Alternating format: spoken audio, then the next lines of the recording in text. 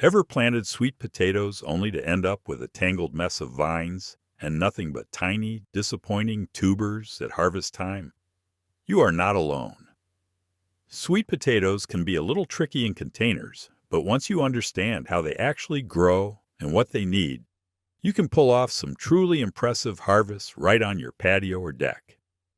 In this video, I am going to walk you through the complete process of growing sweet potatoes in containers from start to finish. We will cover everything from getting your slips to harvesting big, beautiful tubers. Plus, stick around to the end where I will show you how to cure your sweet potatoes so they become even sweeter and store for months. Let us get into it. Sweet potatoes are one of the most rewarding crops you can grow at home.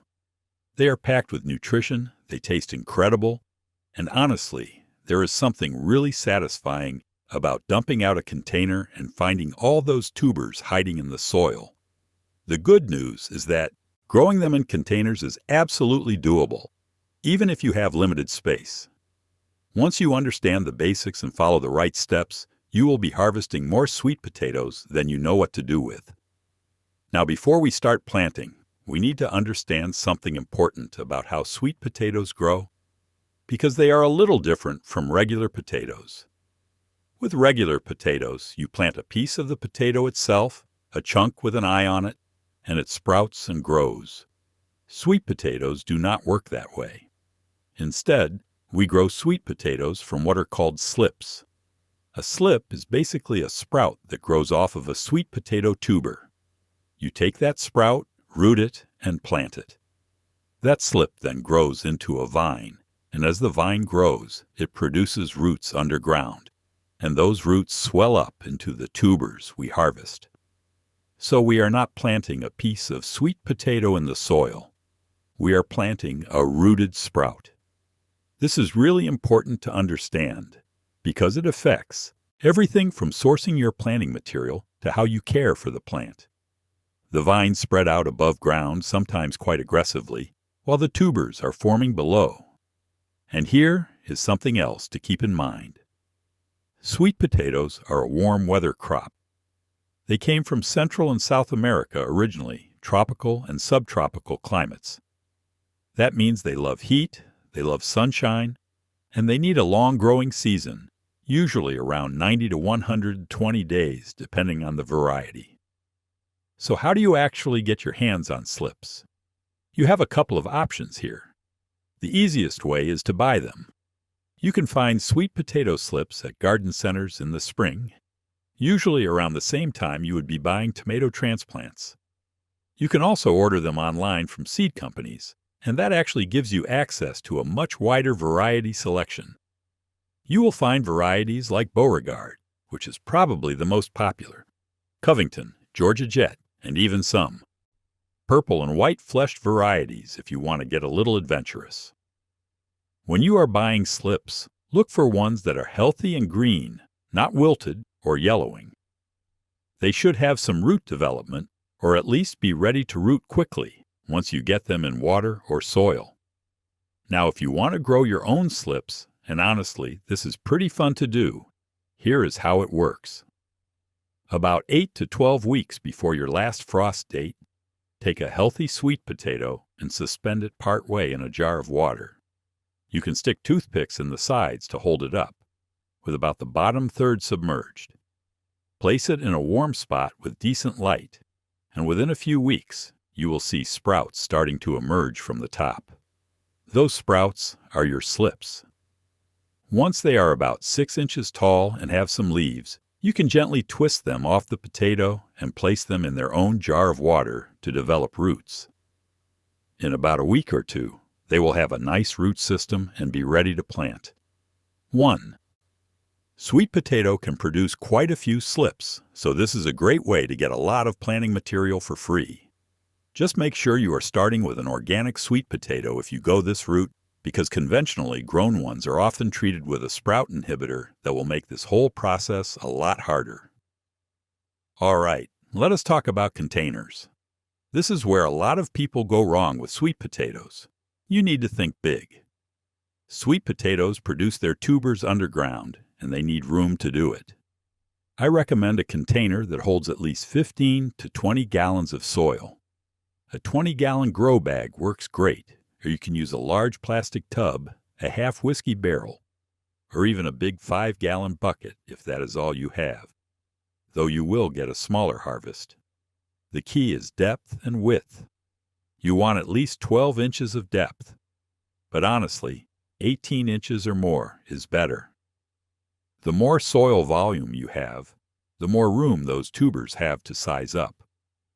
Drainage is also critical. Sweet potatoes do not like sitting in waterlogged soil. It will cause your tubers to rot. So make sure whatever container you choose has plenty of drainage holes in the bottom. If you are using a plastic tub that does not have holes, drill some yourself. I usually do 5 or 6 half-inch holes in the bottom, and that does the trick. Now let us get into soil and planting. Sweet potatoes want a loose, well-draining soil that is moderately fertile. You do not want anything too heavy or compacted because the tubers need to be able to expand easily.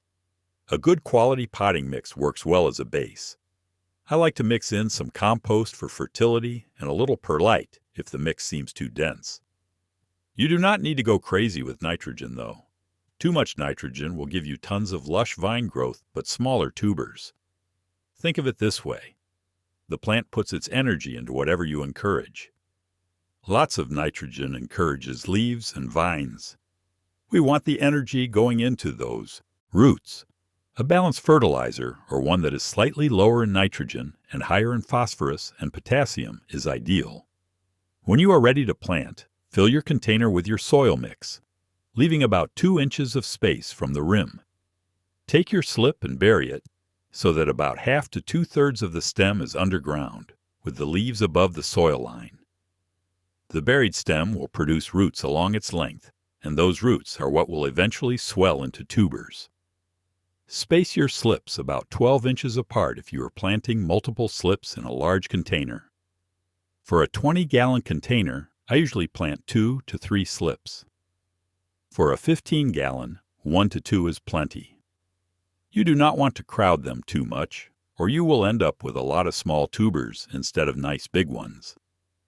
After planting, give them a good watering to settle the soil around the roots. The slips might look a little sad for the first few days, maybe a bit wilted. That is totally normal. They are adjusting. Within a week or so, they will perk up and start putting out new growth. Where you place your containers makes a huge difference with sweet potatoes. Remember, these are tropical plants. They want heat and they want sun. Full sun is essential, at least 6 to 8 hours of direct sunlight per day. More is better. If you are in zones 8 through 11, you can grow sweet potatoes outdoors for most of the season without much trouble. If you are in cooler zones, say zone 7 or below, you will want to wait until the soil has really warmed up before planting. Usually a couple weeks after your last frost, when daytime temperatures are consistently in the 70s and nighttime temperatures stay above 50 degrees Fahrenheit. Sweet potatoes will not grow in cold soil. They just sit there and sulk, and sometimes rot. One advantage of containers is you can place them in the warmest microclimate you have. A spot against a south-facing wall, on a concrete patio that absorbs heat, or anywhere that stays warm and sunny is perfect. By the way, if you are finding this helpful so far, take a second to subscribe so you do not miss more videos like this one. All right, let us keep going. Watering sweet potatoes in containers requires a bit of attention, more so than if they were in the ground. Containers dry out faster, especially in hot weather, and sweet potatoes do need consistent moisture. The key word here is consistent. You do not want the soil to go bone dry, but you also do not want it soggy. Waterlogged soil leads to rot, and drought stress can cause cracked or misshapen tubers. What I do is check the soil every day or two by sticking my finger about 2 inches down. If it feels dry at that depth, it is time to water. In the heat of summer, that might mean watering every day, or even twice a day, for containers in full sun. Early morning is the best time to water, so the plants have moisture available during the hottest part of the day. One trick I have learned is to mulch the top of your containers with a couple inches of straw or shredded leaves. This helps hold moisture in the soil and keeps the roots a little cooler, which sweet potatoes actually appreciate even though they love heat up top. As for fertilizing, I give my sweet potatoes a dose of balanced fertilizer about 3 to 4 weeks after planting, and then again about halfway through the season. I prefer a granular organic fertilizer that I can scratch into the top inch of soil and water in. You do not need to feed them heavily. In fact, over-fertilizing is one of the more common mistakes I see. If your vines are going absolutely crazy, but your harvest is disappointing, you probably gave them too much nitrogen. Keep it moderate and focus on phosphorus and potassium to support tuber development. Let us talk about those vines for a minute, because sweet potato vines can get a little out of control. In the ground, they will spread out and cover a huge area. In containers, you have a couple of options for managing them. You can let them spill over the sides and trail down, which actually looks quite attractive on a patio or deck. The foliage is pretty, especially some of the ornamental varieties with purple or chartreuse leaves. Or, if space is tight, you can gently coil the vines back on top of the container or train them up a small trellis. Some people worry about pruning the vines, and here is my take on that. Light pruning is fine and will not hurt your harvest.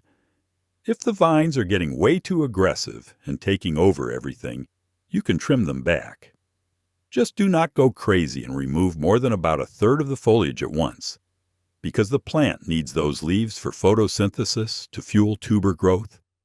I have also heard of people eating the leaves and young vine tips, which are actually nutritious and popular in some cuisines. So if you do trim, you can toss those trimmings in a stir-fry. Now let us talk about some common problems you might run into and how to solve them. Honestly, sweet potatoes are pretty tough plants, but there are a few things to watch out for.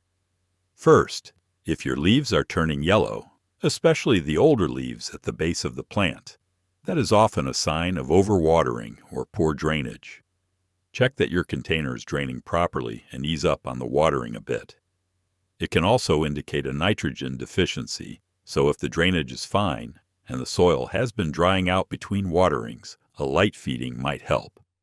Second, if you are seeing holes in the leaves, you probably have some pest activity. Flea beetles, Japanese beetles, and caterpillars can all munch on sweet potato foliage. The good news is that sweet potatoes can handle quite a bit of leaf damage without it affecting your harvest too much. If the damage is minor, I usually just leave it alone. If it is getting heavy, you can pick off the pests by hand or use an organic insecticidal soap. I have found that healthy, well-watered plants tend to outgrow pest damage pretty quickly. Third, if your vines are growing like crazy, but you end up with very few tubers or tiny ones at harvest, there are a few possible causes. Too much nitrogen is the most common culprit, like I mentioned earlier.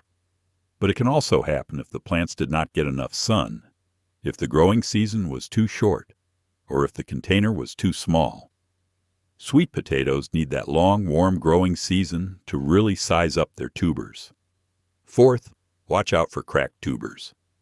This usually happens when watering is inconsistent, like a dry spell followed by a heavy watering.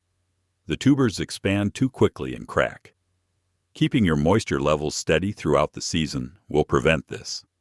Fifth, if you notice your tubers have a bitter taste or a stringy texture after harvest, they were probably stressed at some point during growth, either from drought, cold temperatures, or being left in the ground too long after the vines died back. Harvesting at the right time makes a big difference in quality. The good news is that if you follow the steps we have covered, giving them enough space, the right soil, consistent water, plenty of sun, and a long warm season, you should avoid most of these issues and end up with a really nice harvest. Speaking of harvest, let us talk about when and how to do it. Sweet potatoes are usually ready to harvest about 90 to 120 days after planting, depending on the variety.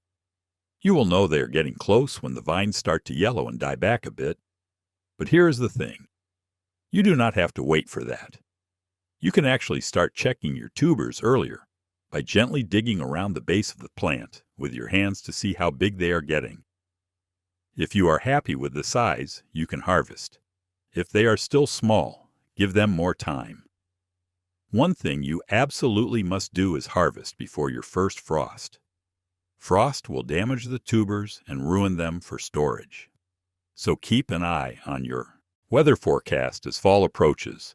If a frost is coming and your tubers are not quite as big as you would like, harvest them anyway.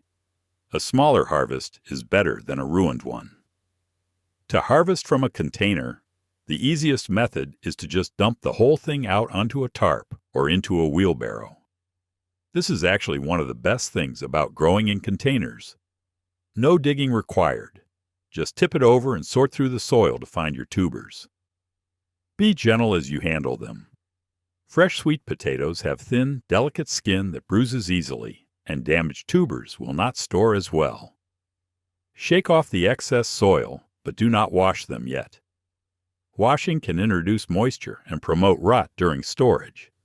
Now for that bonus tip I promised you at the beginning. If you want your sweet potatoes to taste their absolute best and store for months, you need to cure them.